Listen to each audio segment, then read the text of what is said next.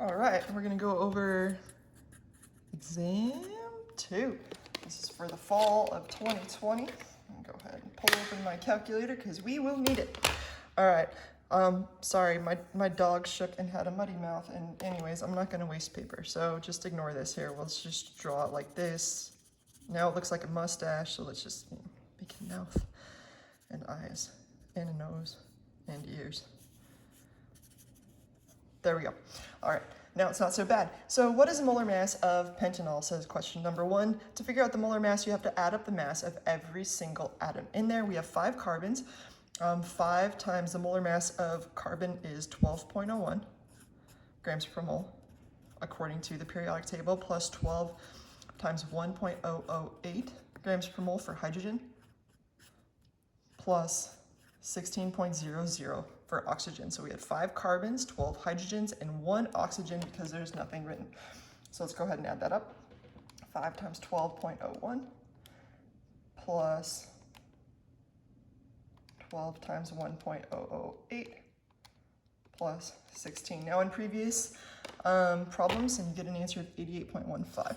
In previous problems, I discussed that for every element, you want to use 2 decimal places. With the exception of hydrogen, you want to use 3. And that's because you'll have so many hydrogen like right now. I just want to show this to you. Let's talk if we had used 12 times 1.01 versus 12 times 1.008. So if you do 12 times 1.01, you're going to get 12.12, right? But if you use 12 times 1.008, you get 12.096. And that's a significant difference, 12.12 versus 12 what would round up to 12.10. And this is why you want to do this way and not that way. Okay, moving on to mustache question. I must ask you a question. How many mole are in 36.2 grams of pentanol? So we now know the molar mass is 88.15 grams per mole. To turn grams into moles, you divide by molar mass. And if you don't, you're a pain in my, you divide by 88.15 grams per mole. Grams cancel. We're left with moles, and I get an answer of 41 or 4.1066 times 10 to the negative 1, which would be 0.411. Move on to question 3. How many molecules? So we're essentially, here's the molar mass. Now turn that into mole. Now turn that into molecules. So maybe now is the time to remind you of the plan. We go from grams to mole to molecule to atom. To go from grams to moles, you use the molar mass like we just did. We use grams per mole. To go from mole to molecule, we use 6.022 times 10 to the 23rd molecule per mole. And to go from molecule to atom, this is specific to the particular molecule and how many atoms it has in it. All right, so here it says how many molecules are 36.2. Now we can do the whole thing all over again, and I suggest that you do 36.2 grams, or just use the number that's still in your calculator. We know that there are 88.15 grams in a mole. So now we went from grams to moles. Now we can continue on. Now we're going to go from mole to molecule. So I put mole here, put molecule up here, and I ask how those two are related. Well, those two are related because there's 6.022 times 10 to the 23rd molecule in a mole. So I take my last answer and multiply it by 6.022 times 10 to the 23rd. I get an answer of 2.47 times 10 to the 23rd. Grams canceled, molecules or moles canceled, I'm left with molecules. Question 4. So now it's asking about total atoms. We go from grams to moles to molecule to atom. So let's go ahead and say we didn't know anything. We'll start from the beginning, 36.2 grams of this C5H12O. We know that there are 88.15 grams in a mole. We know that a mole, excuse me, has 6.022 times 10 to the 23rd molecules. And now we're in molecule town, and this is C5H12O. We knew we were going from mole to molecules because here we were talking about C5H12O. This is a molecule. So there's that many grams of a molecule in a mole of a molecule. And a mole of a molecule, there's 6.022 times 10 to the 23rd molecules. So molecule, molecule, molecule. Now we've got to go to atom town. We know if this is molecule, we have to put molecule down here. We know in a molecule there are how many total atoms? Well, C5H12O, that's 5 carbons plus 12 hydrogens plus 1 oxygen, looks to me to be 18 atoms. So I'm going to take that last answer, multiply it by 18, and get an answer of 4.45 times 10 to the 24. Okay. The next question. How many electrons would be in neutral or yttrium? Well, yttrium, why? Has 39 protons. Well, I guess I should put it down here so you guys are used to it the way it always is. So yttrium has 39 protons. If it's got 39 protons and it's neutral, that means it must have 39 electrons.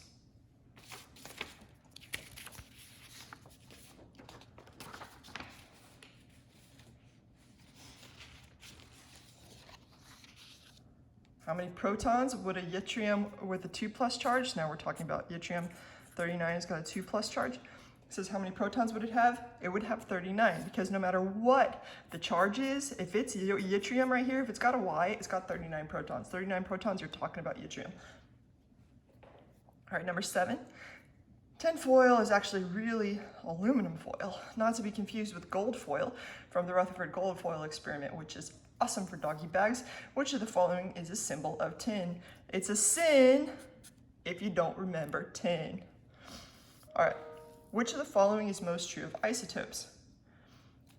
So isotopes are things, for example, if we have carbon 12 and carbon 13, the thing that differs from them is not the number of protons, it's not the number of electrons, it's the number of neutrons.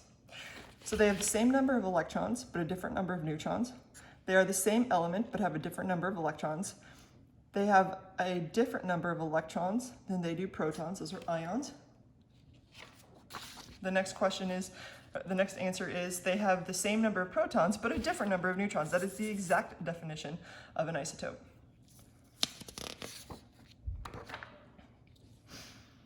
Carbon dating, how cool is this? Okay, how many protons, and I tried to bold it, does carbon 14 have? If it's carbon, it's got 6 protons. If it's got 6 protons, it is carbon 6.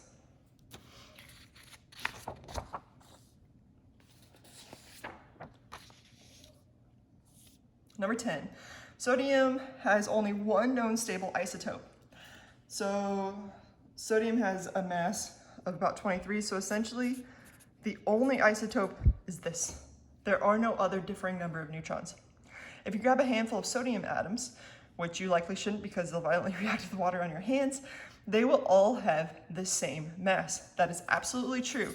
Contrary to, for example, when you had carbon 12, carbon 13, carbon 14, where it has 3 different isotopes. It actually is more than that, but 3 main stable isotopes. So when you pick up a handful of carbon, you'll have some 12, a little bit of 13, a little bit of 14. With sodium, you pick up sodium, it's just sodium. It's just this one single type of isotope. So it's this one single kind of atom, and that's why they will all have the same mass, whereas these would have a mass of about 12, mass of about 13, mass of about 14. Ibuprofen is an anti-inflammatory drug with the formula blah and a molar mass of this. If you have a sample with a mass of 206.29 grams, how many total atoms are there in the sample? So if you have a sample of ibuprofen with a mass of 206.29 grams, so you're holding a bunch of ibuprofen tablets, the first thing you want to do is turn it into moles, right? So grams into moles. We know that there are 206.29 grams in a mole. So we have a full mole of ibuprofen. We know that in a mole of ibuprofen, there's 6.022 times 10 to the 23rd molecules. molecules. Now we're in molecule town. What's in a molecule? Well, a single molecule of ibuprofen has 13 plus 18 plus 2 atoms. So what's that, 20, 33?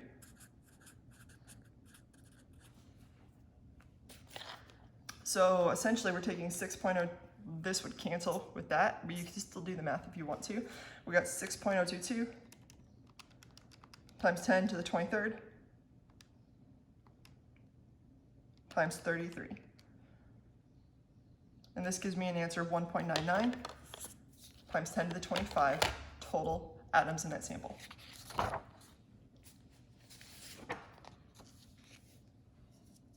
All right, as discussed earlier, carbon has several isotopes.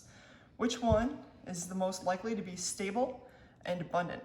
Well, if you look at the periodic table, the mass of carbon is about 12. What that tells you is most of them are going to be about 12.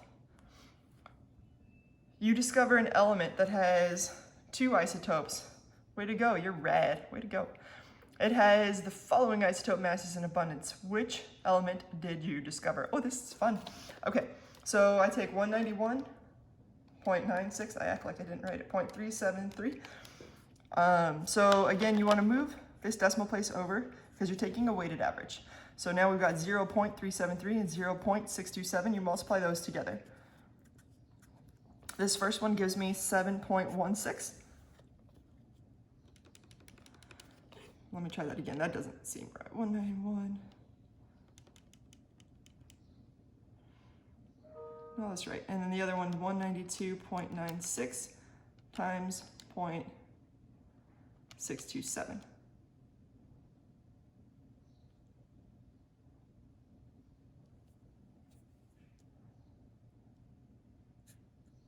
And I get 1.209.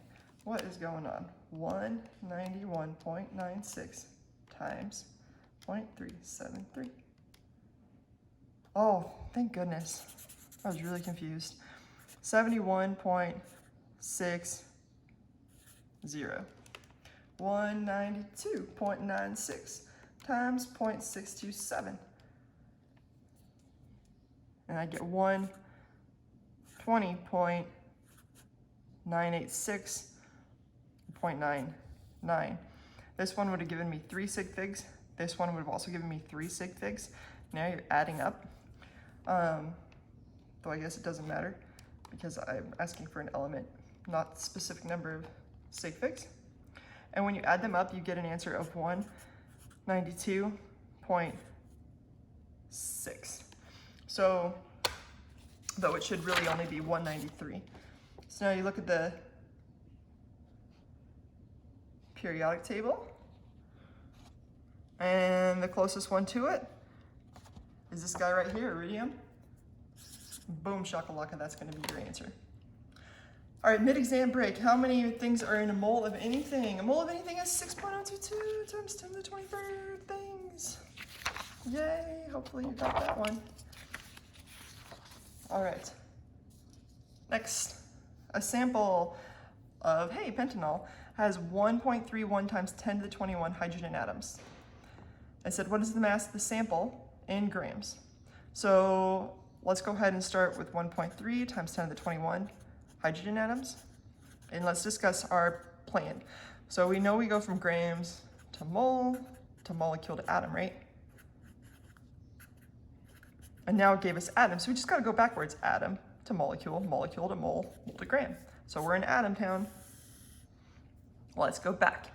So we know this, if this is hydrogen atoms, this has to be hydrogen atoms.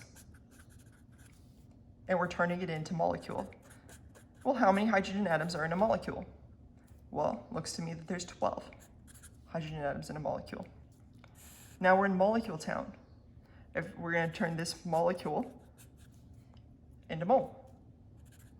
How many molecules are in a mole? 6.022 times 10 to the 23rd molecules in a mole.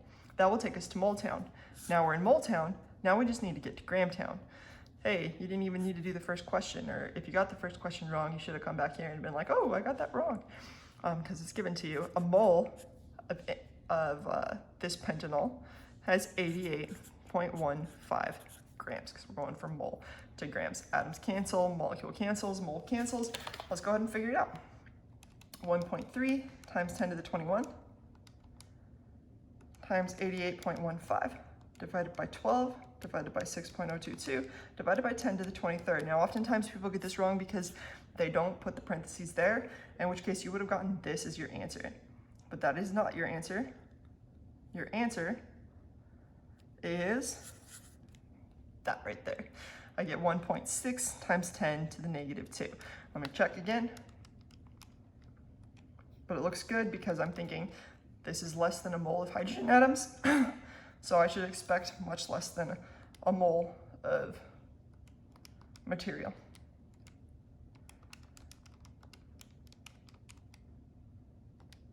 And then times 88.15, yep. And I get the same answer, 1.6 times 10 to the negative 2. Goldtrium, which is my made-up element. I know you guys tend to not like some of the stuff that I make up. Keep in mind that I'm not using Proctorio. It's really hard to use when you have 800 students, because if something goes wrong, that's like 800 emails. So mainly I don't use it, and this is how I get around that, is I utilize made-up elements, things that you guys can't look up. So you have to understand the concept in order to get to the answer. So I hope you can understand why I do that. One isotope has a mass of 34. So let's say it's GO. One isotope has a mass of 34.97 grams per mole and an abundance of, I'm going to already put it in decimal point, 0.7577. What is the mass of the other isotope? If the atomic mass, so when I add these up, it equals 35.45. So the other isotope, and then if you take,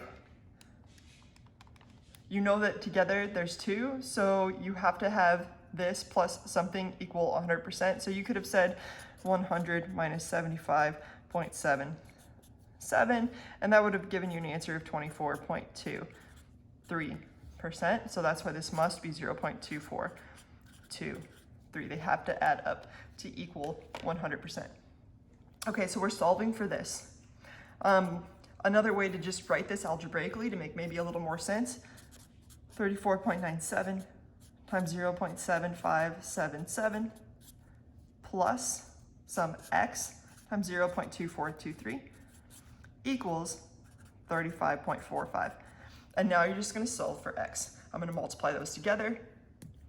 In fact, I'll space it out so there aren't any questions. 34.97 times 0.7577. So that gives me 26.497. So I'm going to minus 26.497.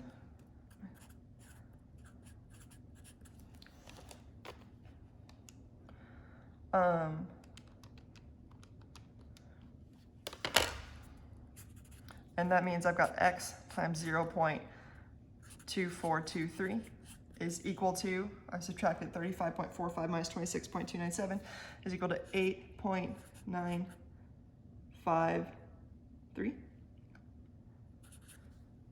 2, I'll carry an extra sig fig, and then I'm going to divide each side by 0.2423.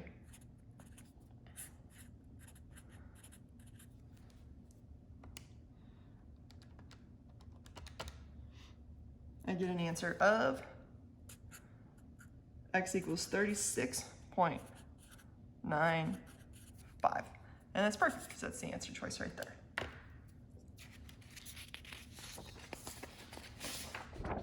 All right, question 17. How many atoms are in 128.2 grams of tellurium? Tellurium has a molar mass of Te, it's 127.60 grams per mole, according to the periodic table right here. And so this, to me, how many atoms are in that many grams? Well, if you had a mole, it would be 127.60 grams, right? But do you have 127.60 grams? Now you got 128.2. You have more than a mole. You have more grams than that 127.6. So I'm going to reiterate that. If you got a mole, you got 127.6 grams. But you don't have 127.6, you got 128.6. You have more than a mole. Question number 18. Find the empirical formula of a compound that is that, and that by mass. So I'm going to go ahead and write that down. We got carbon, hydrogen, and oxygen. Carbon is 52.14%. So what I do is this is percent, and that's percent. We assume that we got 100 grams and we change that percent to grams. Because if you have 100 grams of the sample and 52.14% of it is carbon, that means you got 52.14 grams, because 52.14% of 100 grams is 52.14. So essentially I just say 52.14 grams, 13.13 grams, 34.73 grams, and then you put that into moles. If this is carbon, I say 12.01 grams per mole. This is 1.008 grams per mole. This is 16.00 grams per mole. Okay, so 52.14 divided by 12.01, I get 4.341 mole. 13.13 divided by 1.008, I get 13.03 mole. And then I go 34.73 divided by 16, and I get 2.171 mole. Okay, now you find the smallest one. That appears to me to be this one. And you divide by that number. You want to get one of these to be a whole number. I was about to give you a lecture, but the point of me going over this exam is not to give you a lecture. The lecture was already provided. So this divided by this would give me 1. 13.03 divided by 2.171 gives me an answer of 6. And 4.341 divided by 2.171 will give me an answer of 2. So it would appear to me 13.03 divided by 2.171 gives me an answer of 6. Yep, so it appeared to me that we got C2H6O1, and that would be my answer. Moving on to number 19. The above sample that we know is C2H6O. So this was the empirical formula. This is the most reduced formula. So the molecular formula could be C2H6O. It could be C4H12O2 if we multiply it by 2. We can multiply it by 3. We can go crazy town. We can say C6H18O3, etc. We're not sure which of these it actually is. But it tells us, hey, that sample has a mass between 130 and 140. So it's C something, H something, O something. We just don't know if it's times 2, times 3, times 4, times 5, whatever. But we do have some information. That information is we know the mass of this. So we can figure it out. 12.01 times 2 plus 1.008 times 6 plus 16.00 times 1 will give us the molar mass of this right here.